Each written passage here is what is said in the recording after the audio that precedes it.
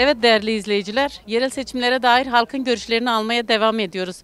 Bugün de Iğdır ilindeyiz. Gelin hep beraber Iğdır'ın sokaklarını gezelim, halkın görüşlerini alıp ekranlara getirelim. Kimin sütü temiz olsa kendi ırkının peşine gider. Ama ben bunu başka bir şey diyemiyorum. Benim sütüm temiz olsa ben kendi adamın peşine gider. Ben sütüm temiz olmadı mı kemiğe kaçarım. Ben hiçbir zaman o bak beni o mınara üzerine koysunlar. Dese Tayyip'e bir sana atmıyor. Ama ben derim beni at ben vermiyorum. Peki mevcut şu andaki yönetimden memnun musunuz? Bizim parti Şu andaki belediye yönetiminden memnun musunuz? ben her zaman arkasındayım. Her zaman. Vallahi benle çocuklarım hepsi aynı. Oyunuzu kime veriyorsunuz onu sorsam. Ben kendime veririm be başkası. Kemiğe mi vereyim mi? Adam ne diyor? Adam diyor sütü bozuk olan başka yere koyuyor. O demek Ve- kendisine verecek. Ben, vallahi ben hayatıma oy kullanıyorum ben kemiğe vermemişim şimdiye kadar. Bizim bazı insanlar var kemiğe kaçırıyor, kömüre kaçırıyor, bir torba makarna kaçırıyor. Ben açık söylüyorum bize de haberin cezaevi alsın. İşte ben cezaevi alsınlar. Kemiğe kaçırıyor. Bir torba şeker, 5 kilo şeker, ondan sonra bir paket çay, 2 kilo sıvı yağı, bir çuval un, gece getirir milleti kapısına atıyor, oy bana veriyor. O bana ırkı da satıyor. Ben başka bir şey diyemiyorum. Peki size göre şehrinizin neye ihtiyacı var mesela? Burada ne gibi zorluklar çekiyorsunuz? Vallahi burada her şey zorluğu var burada. Her şey. İnsanla idare etmeyen her şey bağlanmış. Ne kalmış da fakir fukara idare etmiyor. Ama kendime vallahi fakir adamım ben. Devlette hiç ben destekleme hiç görmemişim. Ne destekleme? Hani öyle kanun. Yandaşlarına veriyor ama halka vermiyor. Devlet sabahına kahvaltıyı vallahi bile bir şikayetin ismini da vermiyorum. Sabahına özel o yemeği vallahi ki lokantalarda da yok. Özel yemek getirip onlara veriyordu. Benim paramdı. Vergim paradı. Ben vergimi ödüyorum benim hakkımdı. O insanların hakkı değil tutuyor veriyor. Peki gelecek olan yeni yönetimden beklentiniz ne yani? Bu şehir Vallahi- için ne yapmalı? Onu geri kendi vatandaşına düşünmen lazım. Ben nasıl senin arkanda değilimse de benim arkamda durmanla hakkım var.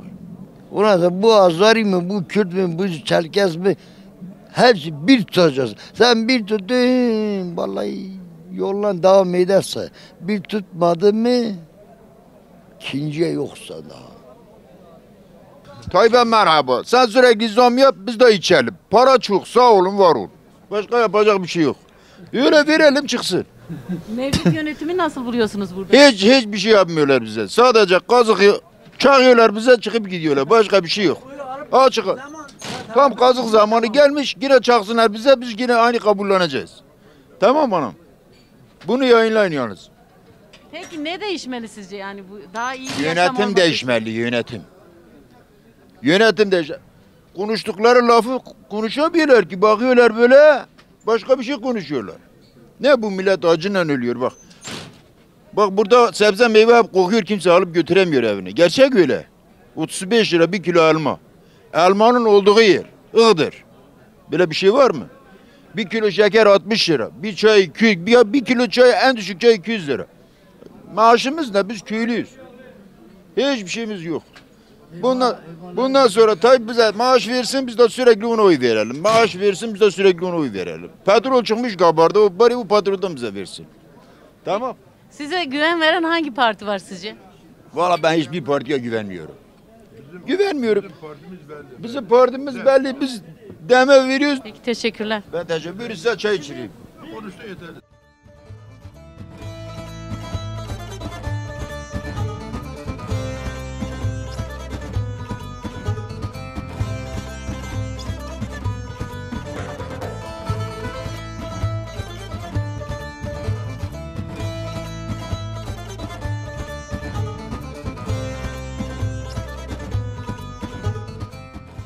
Peki şu andaki mevcut yönetimden memnun musunuz? Şehriniz güzel yönetiliyor mu? Memnun değiliz. Memnun değiliz. Bir işimizi düşende 50 sefer müdürün yanına gittik, işimize bakmadı. Dalımızı çevirdik, gittik. O kadar. Peki yeni gelecek olan yönetimden beklentiniz ne? O beklentimiz seçim günü perdenin arkasında birisine vereceğiz. Birisine vereceğiz. İhtiyaçlarınız nelerdir? Bu şehirde ne değişmeli yani? Sizin en çok ihtiyaç duyduğunuz şeyler. İhtiyaç çoktu. İhtiyacı desem ihtiyaç çoktu. İhtiyacı ne edeceğiz? Geçinebiliyor musunuz mesela ekonomik anlamda? Normalde benim bir hanımımdır. 2 milyar 350 milyon maaşımız var. Bizi görmüyor. Tüp al, ceyran parasını öde, telefon parasını öde. Ondan sonra yani bizi görmüyor. Günde mesela bir aydan 1 milyon bizim ekmeği göremiyor. Ekmeği alırız. Ancak geçiniriz. Allah yardım etsin. Teşekkürler amca. Seçimler hakkında düşünceleriniz nelerdir? Biz deyiz bu kayımla kurtulak da ne olursa olsun. Yani bu hiçbir zaman bir Allah rızası için bir iş yapmadılar. Hep yandaş şey. Ya şehrinizde ne değişmeli? Hizmet olarak neyiniz eksik? Hizmet olarak yolumuz yok, suyumuz yok, hiçbir şeyimiz yok. Bağlık üstüne. Rusya beğenmediği sebzeyi buraya geliyor. Aynı 60 lira 70 lira. Bura hayvancılık yeri. Etin kilosu 500 lira. Sen olsan kabul eder misin? Ben kendimden yaşlılık maaşı alıyorum. Hiçbir şey almıyorum. Bu Allah'a rava mıdır? Aldığın bir tavuk eti, beğenmediğin et 120 lira, 130 lira. Koyun eti 500 lira, 450 lira. Bu böyle Allah'a rava mıdır? Kendisi de burası da hayvancılık yeri. Çiftçi oradan can alıyor. Mazotun litresi oldu 46 lira. Bu nereye gidecek? Ben değilsem. Peki sizce nasıl değişir bu sistem? Bu başta olana kadar değişmez. Çünkü yandaşı çok. Yeni gelecek yönetimden beklentiniz ne peki? Yeni gelecek yönetimimiz bu yolu, bu asfaltı yapan beğenmediniz HDP yaptı. Şimdi de hepsini harapladı. Hazine yerin metrekaresini yapmış 1,5 milyon. Bu adam yıllarca oradadır. Metrekaresi 1,5 milyon. Bunu nereden getirecek? Nereden şey edecek? Ben değilsen yani bunu Allah rızası için hele bunu bir gündeme getir. Ne yapacaklar? Ben bunu diyorum. Oradan gidiyorsun, diyorsun filan işin var, o iş yok. Çadır kurulmuş, bir cenazen olan da der ona para kes, mapus kes. Bir adam su parasını 2 gün vermedi, 3. günü kapatıyor.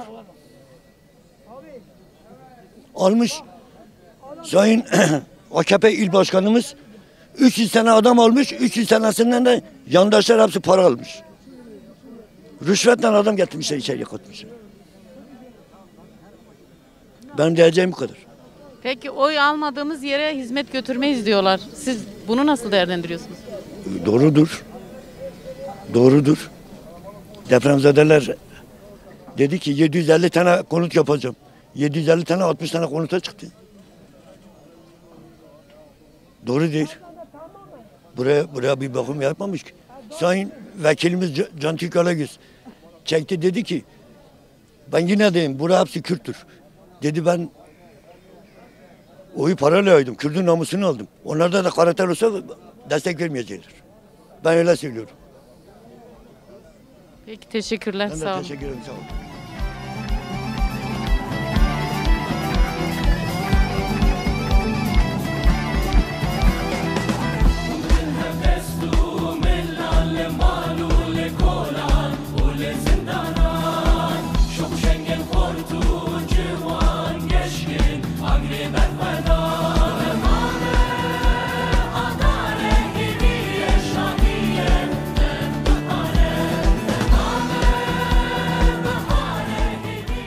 Yerel seçimler var önümüzde. Yerel seçimlere dair düşüncelerinizi alabilir miyiz?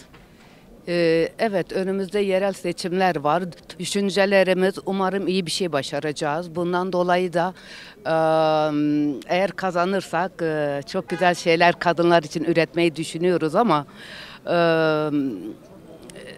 nasıl anlatsam, kayyumlar tabii ki buna izin verirse, kayyumlar irademize el koydukları için biz projelerimizi de çok üretemiyoruz. Bundan dolayı da eksiye düşüyoruz. Peki bu şehrin en çok neye ihtiyacı var size göre, gözlemlerinize göre?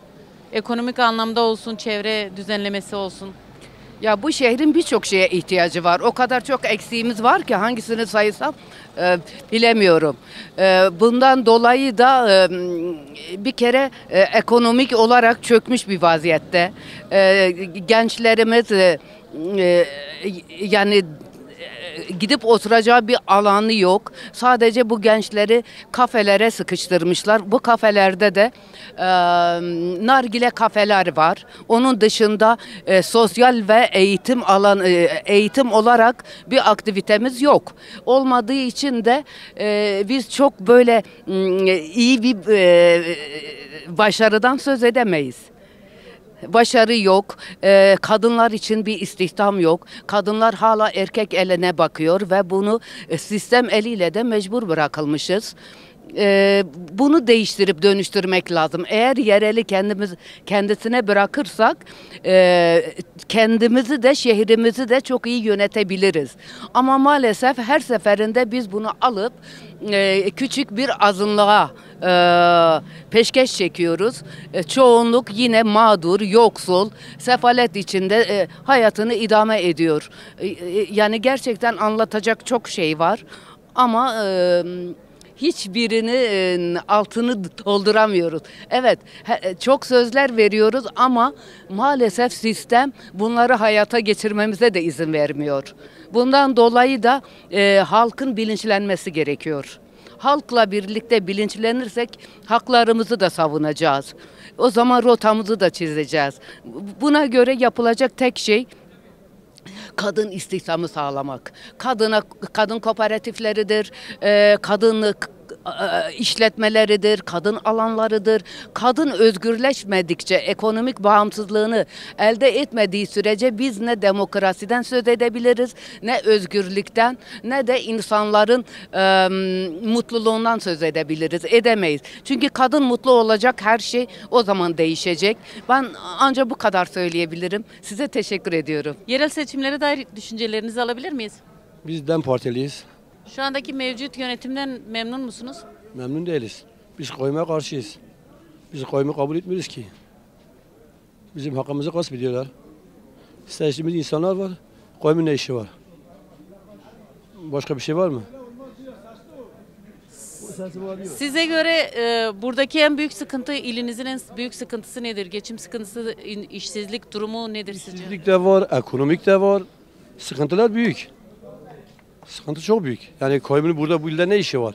Halkın seçtiği var. Halkın seçtiği şu an içeride. Sırada bir insan gelmiş şu anda memleketi yönetiyor. Bu Allah'ta araba mı yani? Böyle bir hak var mı? Bu ülkede eğer adalet, kanun var ise bu nedir? Nesi bu? Biz buna karşı biz kabul etmiyoruz.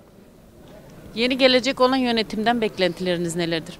Gelecek yönetim hizmet yapar, halkı için çalışır, memleketi için çalışır. Beklentimiz büyüktür. Çok da büyük beklentimiz de var. Bekliyoruz.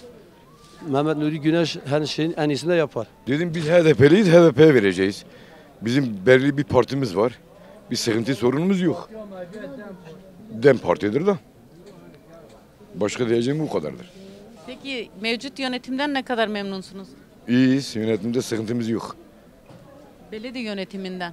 Yani Şu an kayyumdan mı? Kayyumdan nasıl memnun olacak? Kayyumdan insan memnun olur mu? Koskoca ağzına diyorsun kayyumda. Kayyumdan memnun olamayız ki. İnşallah onları biz göndereceğiz. peki ilinizde ekonomik durum nasıl? Geçim oluyor mu? Gençlerin işsizlik durumu nedir? Gençler hep ben 4 ay bundan önce Antalya'daydım. Ben burada bir il yönetimi olarak, bir il başkanı olarak yönetimi bıraktım. Ben metropole çalışmaya gittim. Demek ki sıkıntılar var yani. Değil ki gençler. Gençler had safhada işsiz, güçsüz, ekonomik sıkıntı sıfırdır. Onu sen benden iyi biliyorsun. Peki yeni gelecek olan yönetim neler yapmalı sizin şehrinizde? HDP mi? DEM Parti mi? Evet. İnşallah iyi şeyler yapacak. Mehmet Nuri Güneş'e biz güveniyoruz. Ekibine güveniyoruz, yönetimimize güveniyoruz. Bu Halk Partisi'dir. Bu partiye diğer partilerle kıyaslamayız. Bu parti sen benden iyi biliyorsun. Halktan gelen bir partiye inşallah zarar da göremeyiz. Yerel seçimlerle ilgili fikirlerinizi alabilir miyiz? Yerel seçimlerle ilgili bir şov yapacağız. Şov yani resmen Iğdır tek parça olacak. Öyle şeyler bunlar dışarıdaki konuşmalara bakmayın. Direktmen açık ara farkla öndeyiz. Açık ara farkla. O eskisi gibi değil. Şimdi kapı kapı dolaşıyoruz. Ama yine de Hangi parti? başka parti var mı? Başka bir parti var mı? Yani Kürtlerin partisinde bak DEM'de başka bir parti var mı DEM'de? Var mı? Yok. Her bir apo. Peki sence bu şehrin sıkıntısı ne? En büyük sıkıntısı ekonomik olarak, çevre düzenlemesi Ekonomik olarak ekonomi bir kenara bırakalım. Ekonomi bir kenara bırakalım. Sıkıntısında bir kenar bir yolsuzluk var. Bir yani millette ezme şeyi vardır. Millet bunu görmüyorsa ben bir şey diyemiyorum. Yani açık ara Kürtlerin üzerinde uygulanan baskıyı kaldırmak lazım. Yani o baskıyı kaldırmadığımız müddetçe zaten biz bir yere varamayız. Yani o baskı bir kere kalkmalı. O baskının kalkması için de bütün Kürt halkının birlik, beraberlik içerisinde bu seçimi el birliğiyle kazanmaları lazım. Yerel seçimlere dair fikirlerinizi alabilir miyiz? Tabii. Şu an mecliste oyumuz DEM Parti'ye. Şu an gelen memnun değiliz kısacası ve net. Şu andaki yerel yönetimden mi bahsediyorsunuz? Evet. Memnun değiliz. Ne gibi eksikleriniz var bu şehirde? Eksiklerimizi bak, sokaklara bak. Anlatmamıza gerek yok. Gözünle görüyorsun. Oylarımız DEM, bu kadar. Peki gelecek olan yeni yönetimden beklentileriniz ne? İnşallah. Çalışma bekliyoruz. Her şey altyapı, temizlik, sokak, işte bu tür şeyler. Başka diyeceğim bir şey yok. Yerel seçimler var önümüzde biliyorsunuz. Buna dair düşünceleriniz nelerdir? Yani şu an yani iktidara bakıyoruz. Ülkeyi yani çukura sürüklüyorlar. Biz de buna karşılık elimizden ne geliyorsa hepsini yapmaya hazırız. Başka soracağınız bir şey var mı? Yerel yönetimlerle ilgili düşünceleriniz ne? Şu andaki belediye yönetimi. Yani bizim önceliğimiz tabii ki bizim belediyemiz. DEM Parti. Sonuna kadar da DEM Parti'nin arkasındayız. Yani elimizden ne geliyorsa halk olarak DEM Parti'nin arkasındayız. Peki siz genç birisi olarak bu şehirde, Iğdır'da rahatlıkla geçinebiliyor musunuz? Kesinlikle hayır. İşsizlik durumunuz nedir? Çok işsizlik durumumuz çok yani. Düşünsenize şu an hepimizin çoluk çocuğu var. Yani çıkıp başka şehirlere çalışmaya gideceğiz. Yani ülkenin durumu şu an yani feci bir durumda. Geçim durumu kesinlikle sıfır. Yani biz gene gençler olarak az da olsa geçimimizi yapıyoruz ama çoğu kişinin genci yok. Onların kesinlikle geçim sıkıntısı çok yaşıyorlar. Buna dair yani kesinlikle DEM Parti'nin arkasındayız. İnşallah kazanacağız ve inşallah en güzel yerlere de varacağız. Her şey çok güzel olması için elimizden geleni de yapmaya hazırız. Yeni gelecek olan yönetimden peki beklentiniz ne? En azından yani bundaki önceki iktidar yani ne kadar da olursa olsun yani halk gene geçimini yapıyordu. Şu an çoğu kişi geçimini bile yapamıyor. Yani buna dair elimizden gelen ne varsa hepsini yapmaya hazırız ve Gelo aşireti olarak yani biz DEM Parti için yani canımızı vermeye bile hazırız.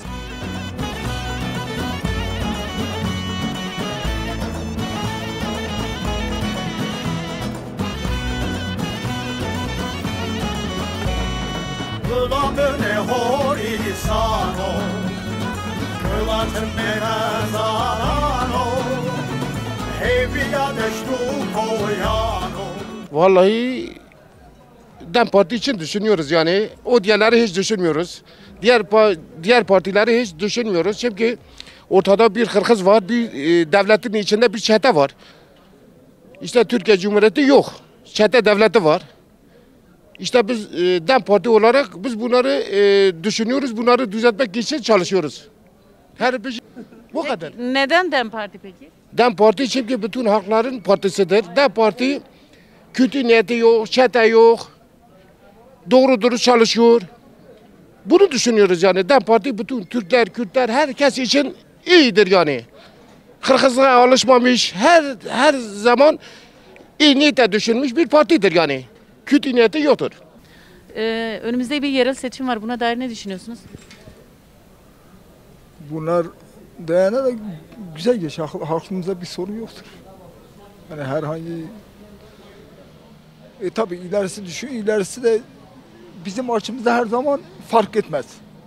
Her zaman ne olursa bedelli ne olursa olsun bu halkımızın arkasındayız, partimizin arkasındayız. Orada kimsenin kuşkusu olmasın. Hangi parti? DEM Partisi.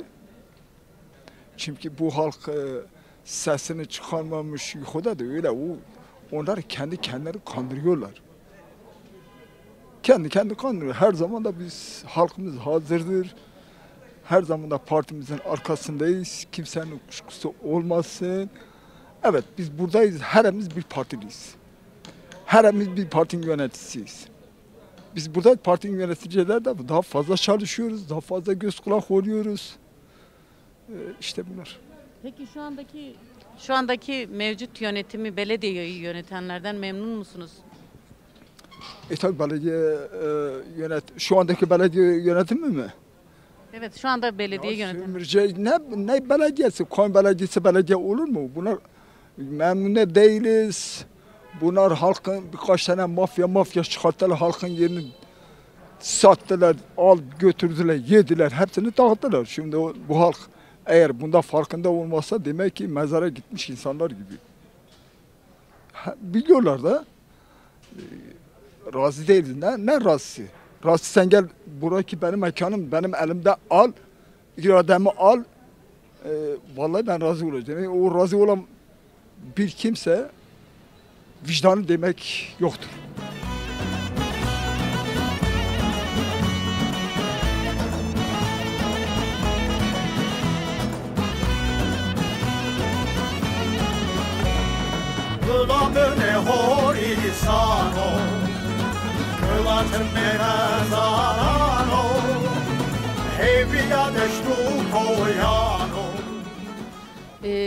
Önümüzde yerel seçimler var. Buna dair ne düşünüyorsunuz? Şimdi bizler olarak biz hani kayyımı biliyoruz. Kayyım uzun süredir Iğdır'da yönetimde. Kayyımın buraya hangi manada geldiğini de biliyoruz. Onu iyi biliyoruz. Kayyımın buraya gelme sebebi özellikle işte bizim burada oy kullanırken belediye kazanırken bizim belediye müdahale etmektir. Yani dönemin meclis başkanı burada demişti ki bir televizyon programında demişti Iğdır işte Ermenistan'a dayandı. Bu bir mesajdı yani. Hem bize Iğdır'daki o belediye işte DEM Parti yönetimine bir mesajıydı. Bir de DEM Parti karşıtı olanlara bir mesajdı. Yani onları uyarıyordu. Biz burada kayyımdan memnun değiliz. Yani memnun olmamamızın sebebi de Iğdır'daki çalışmalarına bakıyoruz. Özellikle halka ideolojik olarak yaklaşıyor. Daha çok iş alımlarına bakıyorsun. Herkes kendi akrabasını, kendi ailesini işe alıyor. Bizim kesimden işte ben de Kürdüm.